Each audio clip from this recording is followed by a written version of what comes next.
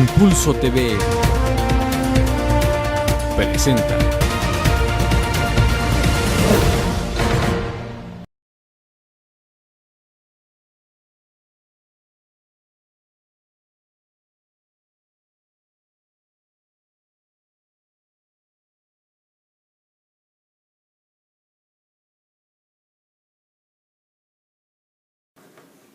el conocimiento de la historia es justamente ese proceso a través de fechas. Y entonces uno en el aula intenta romper el paradigma de que la historia se da a través de cualquier situación. Si yo quiero saber cómo se produjo o cómo fue el desarrollo de los lentes, pues hay un proceso histórico. Y estoy rompiendo un paradigma porque estoy incitando a los jóvenes a que vean que la historia está en cualquier parte, ¿no? Y en cualquier objeto en nuestras vidas. El asunto es cómo enfrentamos esta situación que podemos realizar dentro del aula y cómo se enfrentan ellos a una situación donde la historia sigue siendo esquemática. Entonces, ¿qué podemos hacer? Algo bien importante que hay que considerar, agradezco mucho los comentarios tanto de la doctora Reina como de la doctora Rosa María, porque, de verdad, impresionante la lectura y la revisión crítica que le dieron al texto, porque lograron identificar esos elementos que quizá uno también como historiador le pueden estar costando trabajo abordar, pero además también tiene uno que ser responsable comprendiendo que cuando se toca el terreno de la enseñanza, pues no podemos hablar de exclusividades, ¿no? Alguien diría la doctrina Monroe, ¿no? Para los historiadores, historia para los historiadores, no, yo creo que no. La doctora Rosa María hacía una presión muy interesante. Más bien se trata de empezar a identificar qué tendríamos que hacer nosotros como maestros.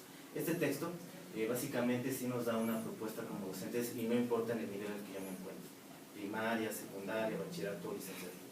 Un maestro de historia debe cumplir una función particular. Cuando el alumno nos pregunta, maestra, ¿historia para qué? ¿Para qué me va a enseñar historia? Pues vas a aprender historia para que tú adquieras una conciencia social. Una conciencia histórica es lo que nos gusta hablar a los historiadores. Y esa conciencia social, precisamente, se trata de que nosotros vayamos identificando esos elementos particulares que al alumno le van a ir gustando.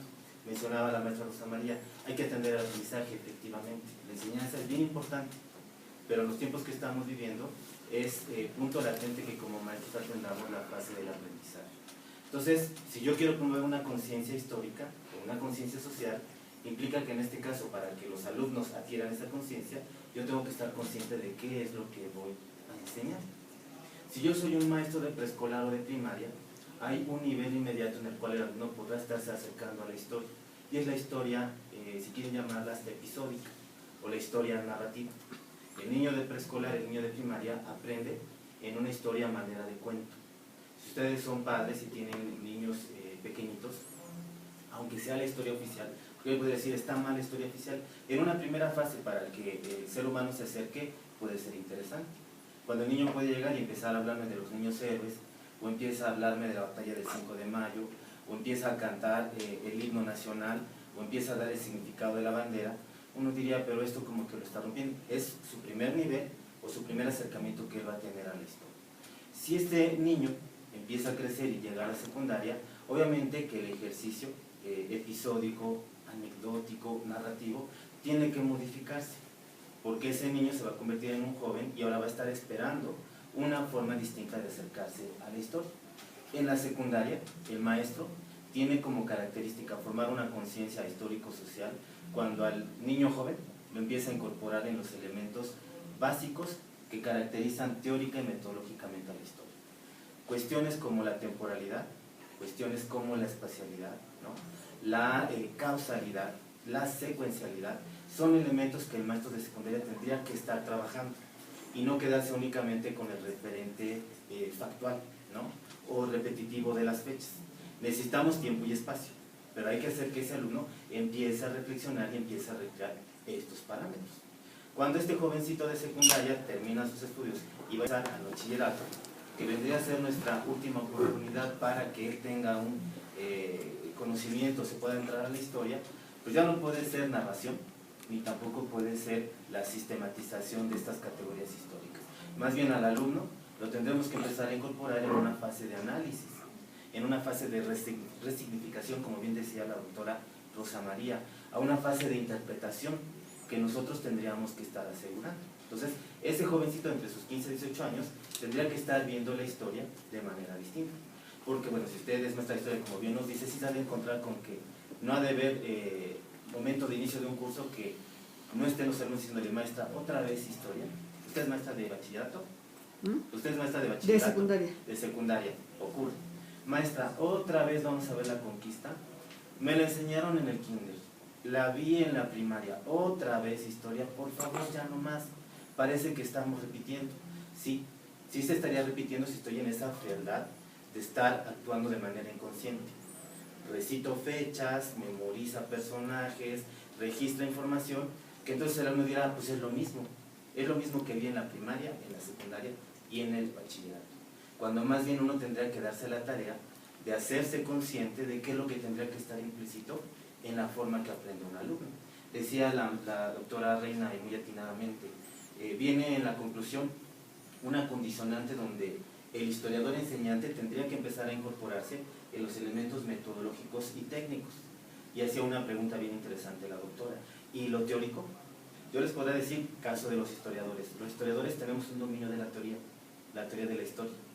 Dominamos un método histórico. Dominamos técnicas de la historia para hacer investigación o para enseñar. Pero lo que nos está fallando, y aquí cruzo con la información que nos daba la doctora Rosa María, la metodología.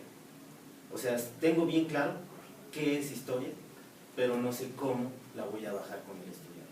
Si yo fuera, por ejemplo, maestro de bachillerato, y si me fuera yo a esa pureza metodológica y técnica, y atendiendo a la parte teórica, yo les comentaría, por ejemplo, que para un historiador, el utilizar la teoría de la historia y las corrientes historiográficas es como nuestra anatomía y fisiología si estuviera yo estudiando medicina.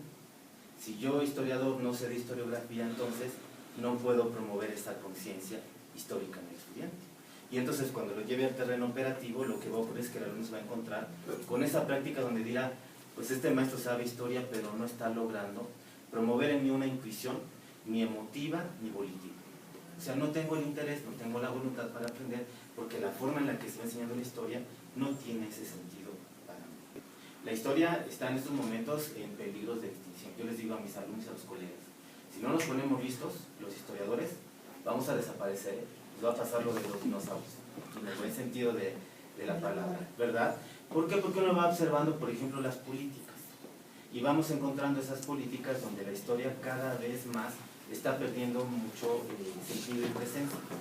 Cuando en este país se reprobaba el español, y aquí tenemos a las expertas en pedagogía, ¿qué fue lo que se hizo en materia de política educativa? Más horas de español, más libros de español, más capacitación para los maestros, más financiamiento en el español. Cuando se logra modificar la tendencia y salen las matemáticas como el punto de mayor reprobación, más horas de matemáticas, más capacitación, más financiamiento, más libros. Pero cuando decimos historia, pues historia no hay dinero. O sea, no hay historia, pues quiten la historia. Es por culpa de la historia que los alumnos no terminan la primaria o no tenemos el difícil de terminar la secundaria, hay que desaparecer. Y hay que ver la tendencia por lo menos del año 2000 hasta la fecha. Una dinámica donde la historia se ha tenido que rasurar en la educación básica. Es triste ver cómo nuestros niños en la primaria tienen que encontrarse con la historia de México a partir del proceso de descubrimiento, conquista y colonización.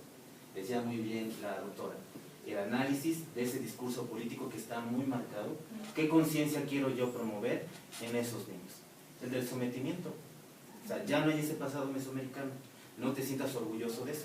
La historia empieza a partir de este momento. Y luego en secundaria, pues el ejercicio tal vez fue más complejo, ¿no? Porque de 3 años de historia, terminamos nada más con 2 años. El argumento fue ahí, historias de las asignaturas que más se está reprobando. Por lo tanto, si ese es el problema, la quitamos. Y todavía para rematar, si recuerdan ustedes el año 2010, en ese preámbulo del bicentenario y del centenario, pues a alguien se le ocurrió de nuestras autoridades decir, pues que entre también la historia al parámetro de evaluación y que los meten en enlace. Y uno pensaba en historia, pues nos va a ir igual que a las matemáticas y al español. Matemáticas andamos más o menos en 5.2 de calificación, promedio a nivel nacional. Español como 5.8, 5.7, 5.8. Y en historia uno diría, bueno, pues nos quedamos en el 5. Oh, sorpresa, cuando se publican en septiembre del 2010 los resultados de esa prueba enlace para el área histórica, ¿no? 1.5 de calificación en conocimientos de historia de México en zonas urbanas, 0.5 de calificación en zonas rurales. www.impulsoinformativo.net, porque informar es educar.